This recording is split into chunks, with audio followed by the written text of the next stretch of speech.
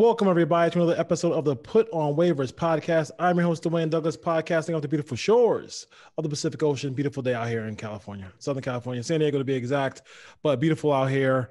70 degrees today. Summer's a little hot, but then, nighttime comes down, got a full moon out, all that stuff like that. So we have a special guest. We have Jonathan Hernandez. He's from the Lakers Legacy Podcast. Nice to meet you. Nice to have you on again, I should say. How's everything going out there in LA? Things are going great. It's crazy to think that we are now in December. We're almost done with this wretched 2020 year. But as you mentioned, it's always sunny and great in California. We have 73-degree weather to start off December, so can't complain. And we've got basketball coming up in literally just less than 2 weeks. So yes, we have the league is going to start real soon. To the chagrin of LeBron, who wanted to get a little bit more of a break, but I'm sure the Lakers will provide that break for him. And Kawhi got all the break he needed, right? He shouldn't have any problem having his having all unexpectedly, the break. Yes, unexpectedly, of course. Reflecting back on the ring now, as we do here, my thought. This one felt really good for a lot of reasons, and any ring feels really good, but the fact that they were attempting to get Kawhi, and Kawhi had that whole, 007 type deal here where he was like, hey, we're gonna sit here and I'm gonna fake like I'm coming to you, but I'm not gonna come to you. I'm gonna try to get Paul George, all that stuff like that. And then everybody, and plus the experts just, the experts really did not believe that they could do it. And can I give your thoughts here, Jonathan, about that? Because I really felt like, this team could do it, and they didn't really trust that KCP and all these folks were going to come through. No, yeah, I think in terms of the retribution and vindication angle of things, the Lakers are able to fulfill all of those different aspects with this championship win, not the least of which, with what happened tragically to Kobe Bryant, they were able to sort of kind of use that as additional driving motivation. But when it comes to the critics and the cynics, and it's crazy to think that with a team that has LeBron James and Anthony Davis, that there could have been so much doubt cast on a team like that. And to see each and every one of those narratives, from Dwight Howard signing to the Avery Bradley signing to the Rajon Rondo signing, everybody's saying that this was an ill-conceived roster with ill-fitting parts of dudes who are washed up. And to see each one of those narratives fall to the wayside and guys band together. And I think one of the prevailing narratives too was that somehow this team was going to be, bottom half defensively. And it turns out that they ended up being like number one, or at least top three the entire season in that category. And at the end of the day, just the best defensive team with the best defensive player. Anthony Davis should have won Defensive Player of the Year. But yeah, I think in terms of just bulletin board material for literally every single player on this roster, and not only every single player, but also every person within the front office and organization. You want to talk about Rob Pelinka and the doubts cast upon him, all the way to, Jason Kidd, people thinking, man, is this guy going to backstab, Frank Vogel and take over? No, everybody worked synergistically and in concert together to achieve this one goal, which was the championship. And I think from that end, it is almost kind of like a too good to be true fairy tale story, because each one of the narratives that were being pushed against us, we were able to turn right back around, throw it in people's faces, and come out victorious. Maybe the only narrative that we weren't able to do that triumphantly with was probably like our 3-point shooting, but that's just the Lakers curse that presides over this organization. Yes. Every year, we're always going to be like a middling 35% 3-point shooting team, regardless of who we bring in. Something's always going to happen in that respect. Luckily for the Lakers, we have LeBron James and Anthony Davis, and the middling 3-point shooting or inconsistent 3-point shooting didn't end up mattering in the end, or didn't end up greatly biting us in the end. So to sum it all up in terms of the vindication and the retribution and being able to just throw it back into people's faces, yes, it was a very, very sweet championship win in that respect. And people got so sick of us on Twitter that they had to restart the season so quickly so that they didn't have to hear all of this and they could restart back up. Yes. All of those same narratives, in spite of the fact that we're coming back bigger, better, stronger, et cetera, et cetera. Yeah, they're not gonna be happy with the free agents we got this year. I'll tell you that much. We can go right into free agency here. Let's start with Marc Gasol. I mean, I thought it was just a kind of a brainiac type basketball player. He can do a lot of things. Cerebral, can play defense. The majority of these games, as much as you want a fast break, are played in the half court. He helps the Lakers there as well. Mm-hmm. Can you talk about what he will add to the Laker team going forward? Well, first of all, I mean, in light of losing Dwight Howard, I think Marc Gasol became increasingly pivotal to what the Lakers want to do. And right now, pending what we do with that last roster spot, I'm assuming we're going to bring in an insurance big. Marc Gasol is really our only technical 7-foot center, whereas last year we had both JaVale and Dwight. Now we don't have either of those. But so case in point, Marc Gasol is very crucial to this team. In fact, if he goes down, I'm not sure what we're going to do. I guess we could start Markieff Morris or Montrezl Harrell, but these are undersized bigs right now. And we may have to force AD to play the 5 much sooner than we want him to if Marc Gasol goes down. But let's say health provided, Marc Gasol is able to play out most of the season at an average of like 18 minutes per game, which is all we really need him to play. I think he brings that defensive, gritty aspect to the Lakers that we're still going to be a defensive team because of Marc Gasol. Mm-hmm. We are going to look different defensively. We're not going to look as dynamic and explosive with Dwight Howard and JaVale McGee snatching balls out of the air, that's for sure. But what we gain with Marc Gasol is just a smarts and an intelligence on both ends of the court that I think should help us, one, maintain that defensive aspect that we had last year, because Marc Gasol is not only a smart defender. I mean, he's like an old man out there blocking shots without actually jumping, but this dude has a 7'4" wingspan that he knows how to use to his advantage.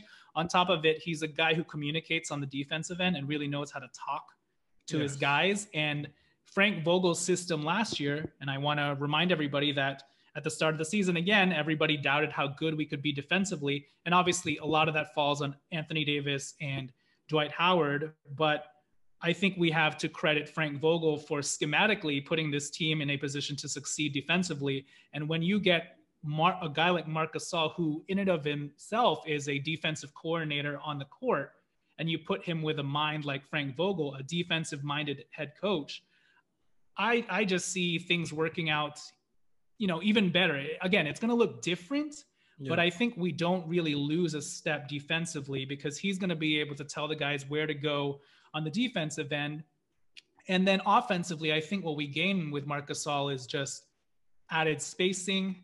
We get that playmaking aspect from the center position, which we didn't necessarily have with Dwight Howard and especially not JaVale McGee. And we just overall get a more solid foundational point in that center spot that last season we were starting off games with JaVale McGee, and a lot of fans were frustrated because we get off to all of these slow starts and it almost became an issue of, all right, how many minutes can we withstand this JaVale McGee experiment? 5 minutes, 6 minutes, Vogel, when are you going to bring in the bench?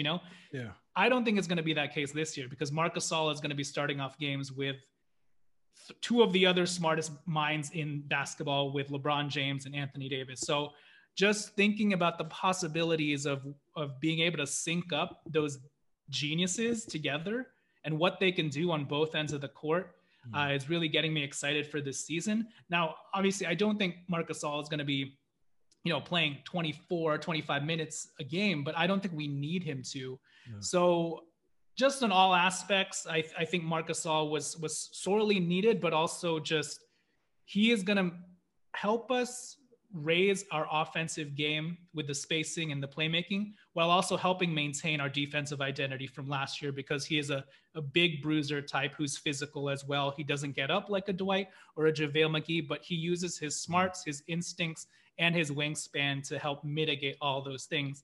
And then outside of that, there's the poetic aspect of him obviously being Pau Gasol's brother, and obviously being drafted by the Lakers to start off his career before being traded away to the Memphis Grizzlies. I'm sure people have seen that video now of the late, great Kobe Bryant coming into a room to congratulate Marc Gasol for, I don't know what award he won. It might have been the Defensive Player of the Year award, but Kobe Bryant dapping him up and saying, "Congrats, brother. Maybe next time you'll come over to our side." So it's very poetic that Marc Gasol is now part of the Lakers, and hopefully he's just going to finish his career with the Lakers, being in LA with his brother Pau, and hopefully ending up the same way as Pau did, winning a ring with the Lakers. Sounds good. I mean, that poetic ending sounds like it could come to fruition this year. Dennis Schroeder, maybe, I don't know if he started a controversy yet, but I mean, he just automatically just said, "Hey, listen, I've done that thing on the bench before. I don't want to do the thing on the bench again." What are your thoughts about him saying that? And I mean, he obviously will definitely take a lot of the ball handling stress away from LeBron, bringing the ball up the court, everything like that. He plays on both ends. What are your thoughts about that pickup and his proclamation that, "Hey, I want to start. I don't want to come off the bench"? Yeah, I think on the one end, it's understandable that a guy of his stature would say that. I'd almost be worried if he was like, "Yeah, I'm a bench player, 6-man for me forever." Exactly. You know what I mean? Yeah. But at the same time, you would also hope that he would be a little bit more, I don't know, PC with his comments, kind of the way that Trez was, because I think in Trez's press conference, he said, "I'm willing to do whatever it takes to win." I'm coming into a ready-made championship team. So for Dennis Schroeder to come out with almost, and I don't think he meant to be this way, but just the comments on its surface sounds like someone who's a little bit entitled. So I can kind of see both sides of the coin. For right now, I'm not too concerned with it because I'm sure they talked it over. I'm sure there's a reasonable possibility that he may start to begin the year. Yeah. I just hope that if that's the case, that they would stagger him appropriately so that he's more with the bench, which needs that sort of playmaking the most. At the same time, I do see the merits of him being able to take some of that playmaking burden off of LeBron James and being a guy who helps set LeBron James up and help LeBron James play off ball more, sort of the way that we saw Rajon Rondo and LeBron James on the court, probably more than we had expected last season. So I think Dennis Schroeder could definitely help in that respect, especially if we're planning to load manage a little bit more with LeBron James and Anthony Davis. So starting him may make some sense. I just hope that, again, he's staggered with the bench a little bit more, so that his playmaking can be of most use with that second unit who we don't really have another playmaker besides LeBron James and Dennis Schroeder in terms of the point guard variety that Dennis Schroeder can bring. So, but yeah, with regards to his comments, I would say it's something to monitor for now. Yeah. There's no red flags. Again, my stance is, I wish he had been a little bit more PC with it and come out with that, Trez mindset of, I'm coming into a ready-made team. I'm willing to do whatever it takes. But at the same time, again, I also understand that he thinks of himself as a starter player. And I think he's going to get starter minutes, whether or not he comes off the bench or starts. And right now, I think the Lakers have come out and said, nothing is definitive, which how can it be? I think they're going to sort all of this out at training camp. And it wouldn't surprise me if at some point or another, Dennis Schroeder is starting. I personally think he's probably better suited off the bench, but no matter what, he's going to play his appropriate 28 to 30 minutes, and he's probably going to close a handful of games as well. So to me, it's just semantics. If Dennis Schroeder wants to have that badge, that starter badge, maybe we appease him to some respect, but I mean, he's on a 1-year deal as well. I just hope that we're able to just manage and soothe and massage all of these, personalities early on, get the expectations out there appropriately. Frank Vogel communicates to everybody that it's going to take a lot of sacrifice on everybody's parts to repeat. Everybody's gunning for us at this point. Yep. And we can't have like all of this. We can't have prima donnas essentially. And I don't think that's what Dennis Schroeder was trying to do. Yeah. But it's something to monitor. Yeah, it's definitely something to look at there. You mentioned Trez here, and that was probably the one. Maybe we shouldn't have been surprised because I think they're both clutch clients, right? Him and LeBron. So maybe we shouldn't have been so surprised. But I think the Clippers were surprised. I think a lot of people around the NBA were surprised. And when I had the Bleacher Report update on my phone, I did a double take. I was like, wait a minute, LAC to LAL. Yeah. I'll take that any day of the week. The guy is an active body. He can do so much. Rolls. He can roll to the basket. He can hit a little bit of a jumper. But I mean, his offensive rebounding ability, defensive rebounding ability is where he really is going to help the Lakers a lot. Montrell's Harold. What are your thoughts about that guy? Yeah, I think as with everybody, that threw me for a loop because, we had several podcasts just sort of detailing every single possibility the Lakers could look at free agency. Yeah. And we not once did we think about Montrezl Harrell being an option. One, because we thought he'd get paid more, or at the very least that the Clippers would retain him, because if they lose him, they're not going to get anything in return for him. Yep. So the fact that right after Dwight Howard signed with the Sixers, that we came right back around to sign Montrez on a 2-year, $18 million deal for the mid-level non-taxpayer exception. Yeah, that threw me for a loop. And to be honest with you, at the start of it, I wasn't sure whether I liked it because I was like, I had like a stretchy big slotted into this position, like a Serge Ibaka or even like a Marcus Morris, Yeah. And I had not envisioned, okay, this guy can't shoot. He's undersized center. Obviously, he has talent. The closest guy who I can probably approximate to Montrezl Harrell that we did think about was probably Tristan Thompson. They're sort of similar players in terms of, they're energy guys. They have like high motors. They rebound. They can finish really well inside the paint. They can't really stretch the floor, but they've proven that they can be those versatile role-playing big man types.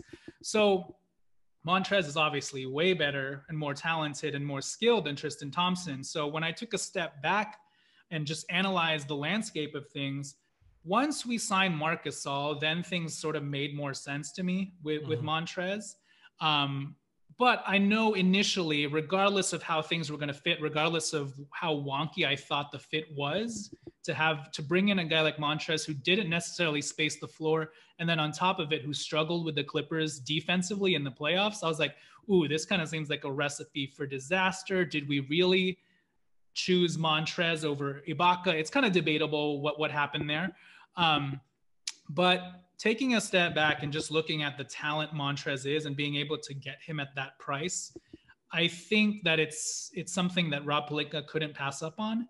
And to get somebody like Montrez, who is only 26 years old, and you're probably getting him in his prime right now, and you're allowing Phil Handy to take a look at him and be able to help develop him as well.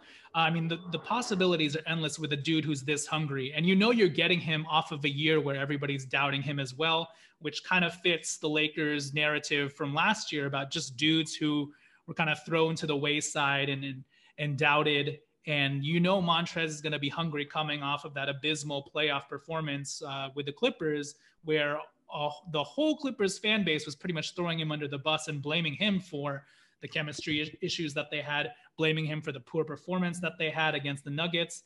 And so I think this dude has a lot to prove, not the least of which this is a contract year for him, even though I know he has a player option for that second year. He's going to want to come back out into the market after this year, after proving himself. But I think he's in the right environment now with this Lakers team and, a couple clutch clients and his mentor being LeBron James to help slot him and put him in a place, in a position to succeed, which I don't think Doc Rivers did a good job of last year. And so, taking a look at his game, just him having the skills to break big man off the dribble, because he is a pretty adept 6'7", 6'8" power forward at handling the ball and being able to break his man off the dribble and using his speed and agility to get by them.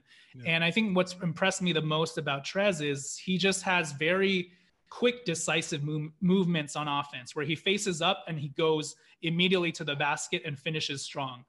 In a lot of ways, I've mentioned this before, but he reminds me of like a more polished version of Julius Randle, but one who can finish a lot better because he has this insane 7'4" wingspan that allows him to have nifty finishes at the basket, to have this soft touch around the rim. And then on top of that, this dude just likes to tear the rim down at any possible chance he can get. He's like a strong, ferocious sort of dude with, I think, the right mentality for this team. Like, we lose Dwight Howard and we lose that physicality from Dwight Howard, but I think Montrezl Harrell kind of maintains that physicality and that dog mentality that I think we're going to need in Dwight Howard's stead. And I mean, you see Montrez, he's sort of that guy that if we're playing on a random Tuesday against the Sacramento Kings or the Charlotte Hornets and we're kind of sluggish and we need that extra boost, Montrez is the type of guy who is going to band the group together with his emotion and his ferocity, because he always plays with that passion and spirit that I think is so infectious for a team like the Lakers, who lost two key guys chemistry-wise in Dwight Howard and JaVale McGee, who kind of, brought the bench together. And so I think Trez for us can be that guy on the court and off the court every single night. So I think in terms of the gamble of getting a guy in his prime and just the skills that we can unlock, him being another guy who just legitimately can score 18 points and do it on his own. He had one of the highest, I think, usage rates of a big man that you can find. I think had a 25% usage rate or whatever, which means he wasn't getting assisted on all of his buckets the way that you'd expect like a Tristan Thompson to be, where it's like Tristan Thompson's getting assisted on like 75% of his baskets. Montrez is a guy that they could dump it into. He'd face up, jab step a little, but then go straight to the hoop and finish. I think that's going to be crucial for this team, again, who are looking for guys who can take the burden off of the LeBron James and Anthony Davis to create. And so on a random Tuesday night against the Charlotte Hornets, if we need to only play LeBron James and Anthony Davis 20 minutes, we can, because we can dump it down to Montrezl Harrell or give it to Dennis Schroeder and know that they can generate offense on their own. And so it's going to be fun to see how, Trez incorporates himself to this team.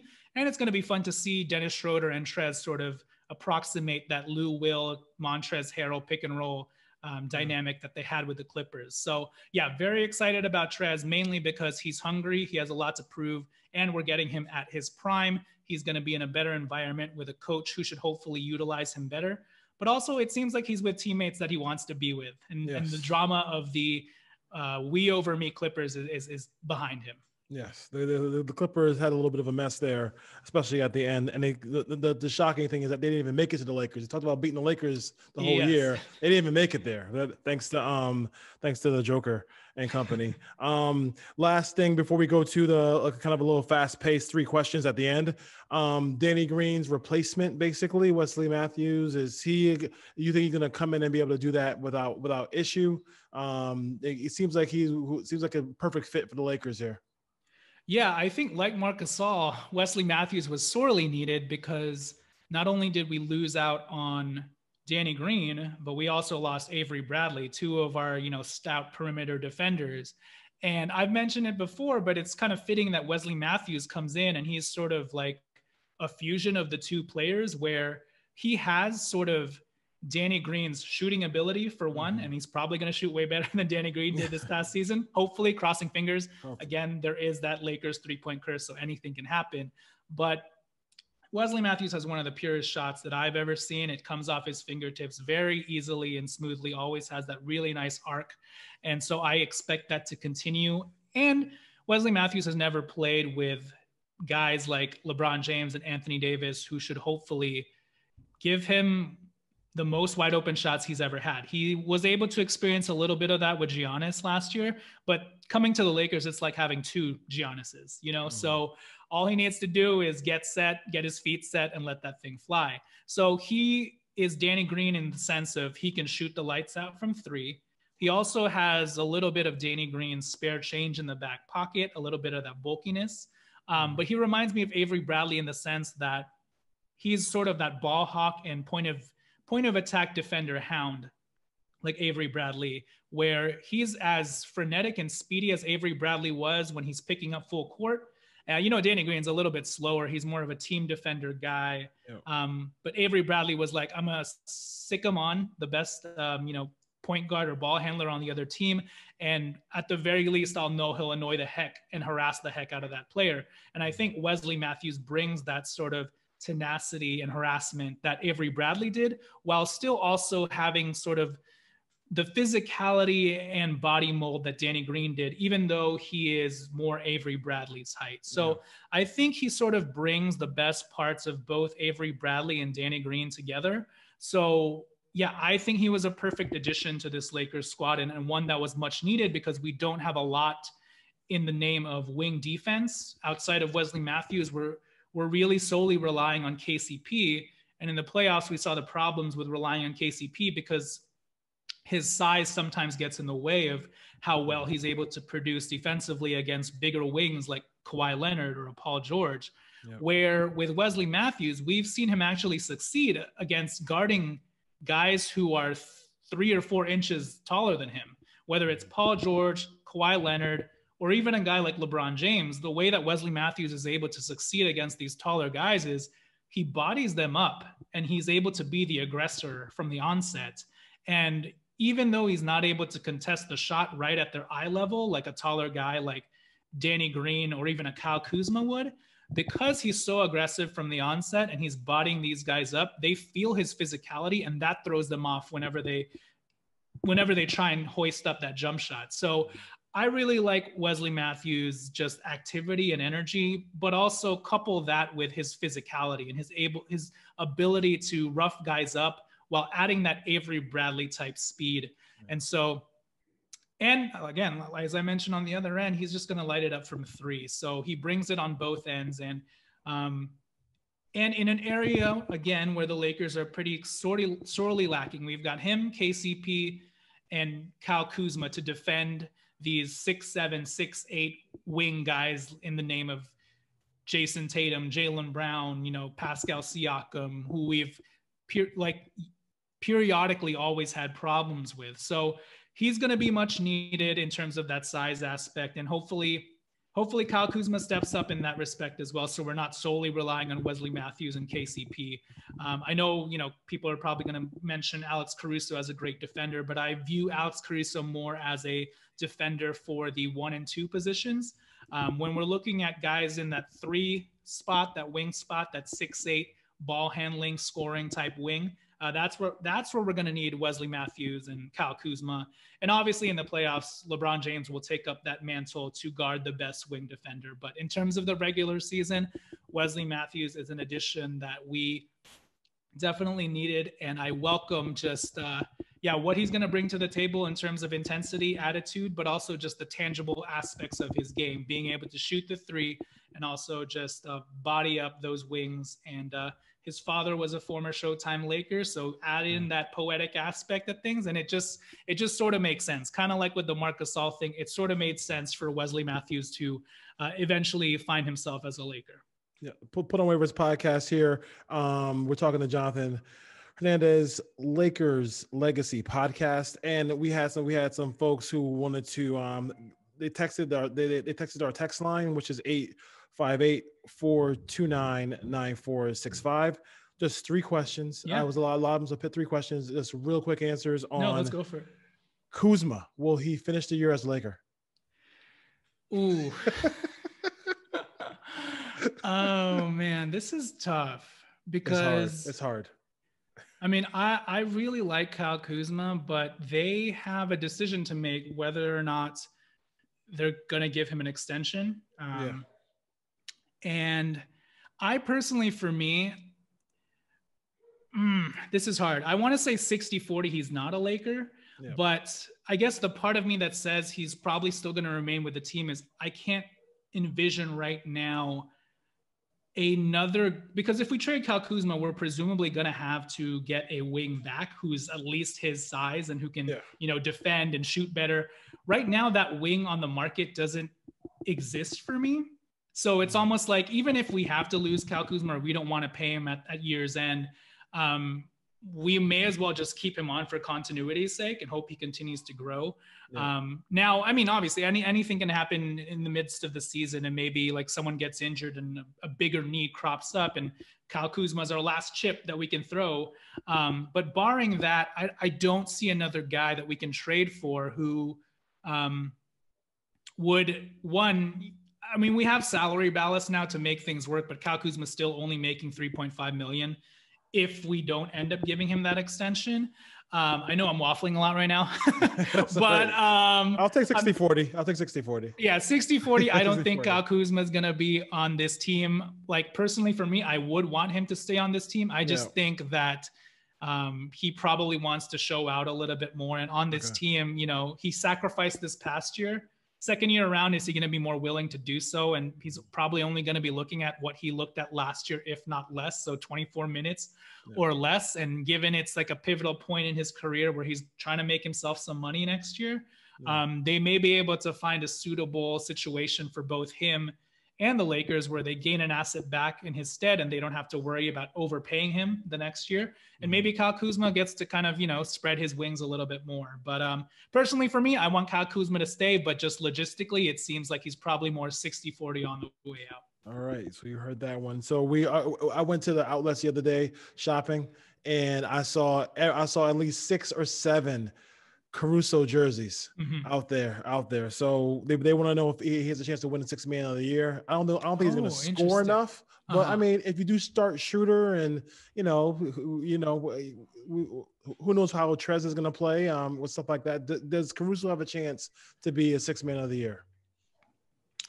He has a small chance, but I think people are so annoyed by Lakers fans' hype of Caruso that it's probably never going to happen, regardless of how, unless Caruso like gets his scoring game going all of a sudden and he's averaging like 10 to 12 points off the bench and he's keeping up his defensive intensity. I don't really see how he beats out the other 6-man candidates on his team, which the Lakers are so deep this year that there are 3 or 4 6-man guys on our team that I could potentially say have a shot at it. Dennis Schroeder, if he doesn't start, Montrezl Harrell, obviously, Kyle Kuzma, it's a contract year for him. Like, all these guys could be 6 men of the year. So I think just by virtue of how deep the Lakers are, Caruso probably doesn't have a shot. But again, anything can happen if that offense comes around for him and he's averaging 12 points in like 24 minutes or whatever, plus his defense is still there. I mean, there's a shot there, but let's go 85-15, he probably is not going to get 6 man of the year. So we're rocking the percentages. I like it. Last one. I think it's Portland. I want to know what you think. And people who text, they want to know what you think. Who is the biggest threat to the Lakers in the West? To the West. Yeah, it seems like Portland really retooled this summer for sure. With who did they get this year? They got Robert Covington. They kept Carmelo. They gained their big men back. They got Derrick Jones Jr. Yeah, they're, I think, out of them and the Suns are the 2 Western Conference teams that retooled the most and improved their team the most. In terms of who I think is going to be the Lakers' biggest competition, at the start of this, I would have said the Golden State Warriors, but unfortunately, Klay Thompson went down with the Achilles injury, and we hope that he's able to recover from that. Right now, I still honestly think it's going to be the Clippers. You know, they have that monkey on their shoulder, monkey on their back that they have to get rid of from last year. I'm sure they want to now they're the team that everybody's doubting and laughing at, you know? So I think they have that going for them. While I don't necessarily think that they retooled because obviously they lost Montrez, they were able to get a guy in Luke Kennard who will help them out. Although they did lose Shamet, they lost Trez. They're retaining Reggie Jackson. They still have a long ways to go in terms of shoring up that point guard spot. I know they're trying to get rid of Lou Will, so maybe they'll flip Lou Will for a more established primary point guard, maybe like a Spencer Dinwiddie. If they make a move like that, then even more so the Clippers. But for now, maybe I'll rank things as Clippers number 1 still. Then let's go Denver, and then Portland and Phoenix. Those are like my top 4 teams that will probably give the Lakers their biggest test.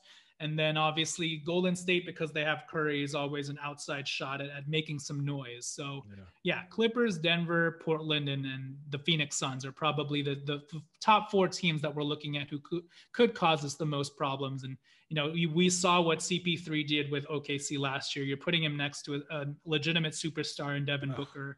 And they could cause some fireworks for sure, especially with the momentum that they're riding from the bubble, the 8-0 bubble champion Suns. And Monty Williams is a great coach who can wrangle that team together and you know, provide them with that spirit and spark. And And yeah, I would not be surprised if they're top 3 like at the end of the day. So, but yeah, for now it would still be the Clippers. Yeah, the Clippers are definitely probably when you look at it, I don't know if that whole intermingle thing they got going on inside their building with him just taking so many games off and coming back to San Diego and all that stuff like that. So we'll have to see if Kawhi gets that thing going. Listen, thank you for joining us here on the Put On Waivers podcast. I appreciate the time. Absolutely. And you guys do a great job on the Lakers Legacy podcast. I listen all the time. So thank you. I appreciate it. Appreciate it, man. Take care. Absolutely. Thank you. Catch you guys later. Yep.